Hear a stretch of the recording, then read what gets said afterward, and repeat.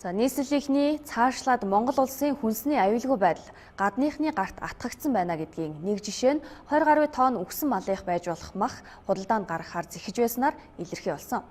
Тэгвэл хяналтын байгууллагаас лабораторид хүргүүлсэн 7 төрлийн дээжийн шинжилгээний хариу гарч үхсэн малынх болох нь тогтоогдсон байна. Ямар өвчин зовлонтой үхсэн малын махыг хүнсэнд нийлүүлэх гэж байсан бэ гэд хариулт нэгсэн олон асуудал үүнийг дагаад зогсолтгүй цааш хөвөрч утасны үзүүр хөвөрсөн дээр нь асуудлыг нийгмүр цэгцлэх шаардлага бий болж байна. За 20 гаруй тонн үхсэн малын махыг бэлтгэн нийлүүлэх үйл ажиллагааг Хятад улсын 2 иргэн гардан гүйцэтгэж улмаар Монгол улсын иргэдийг хэдэн халтад төгрөгөөр цалинжуулж нэг өсөндөө өөрийнх нь орных нь иргэдийн эсрэг хүнсний аюулгүй байдлын томоохон үйл ажиллагаа явуулж байсан байна. Монголчуудын тухайд яаж үлсэж цангасан ч үхсэн малын махыг хүнсэндээ хэрэглэж байсан удаа байхгүйгээр барамгүй өвчин зовлон хаяа атвчиндаа халдварлана гэд болж устгасаар ирсэн. Тэгвэл Хятад иргэд тэргүүтээ нөхдүүд хэрхэн энэ махыг хаанаас бэлтгэж авсан гарал үүслээ хэлээгүй байна. Харин шинжилгээний хариугаар үхсэн малынх болгон тогтоогджээ. Мал олон шалтгаанаар хүж өргөдөж болно. Тухайлбал орон нутгийн замд автомашин мөргүүлэх тохиолдол цөөнгүй. Түүнчлэн зуданд уйуулсан байж мэднэ. Тэгвэл хамгийн эрсдэлтэй нөхцөл байдал нь малын олон төрлийн халдвар төвчин тэр дундаа шүлхийн мэлзэн боом зэрэг өвчнөөр өвчлсөн малын мах байсан бол хүн амын эрүүл мэндэд хоруу чанарыг дагуулж байгаамаа. Тиймээс зуршлийн тоог хуулиар хариуцлага хүлээлгэж болохыг онцолж байна.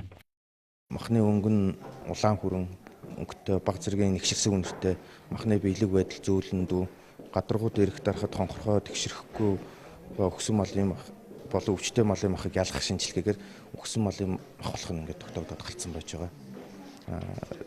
Одоогоор бол гарал үүсэл нь бол тогтоогдоогүй. Цагдаагийнхаа хаанаас ирсэн байна гэдгийг нь бол шалгахтаа явж байгаа. Улаанбаатар хотын хэмжээнд мах бэлтгэн нийлүүлэх үйл ажиллагаа явуулж байгаа 30 гаруй цех үйлдвэрүүд байна. Тэгвэл эдгээр газрууд бүгд иш олон тооны цехүүд мах бэлтгэн нийлүүлэх наазахын шаардлага ариун цэврийн үзүүлэлт хангахгүй байгааг хотын дарга нотлож байна. Тиймээс нэгэн сэдэрсэн асуудалтай холбоотойгоор зөрчилтэй газруудын үйл ажиллагааг хаана гэдгийг нийслэлийн засаг дарга хэллээ. Ингэж шийдвэртэй алхам хийхгүй бол нэгд мэтгэд нийслэлчүүд 8 хөл 2 толгойтой малын мах идээд байж явахыг үгүйсэхгүй юм а.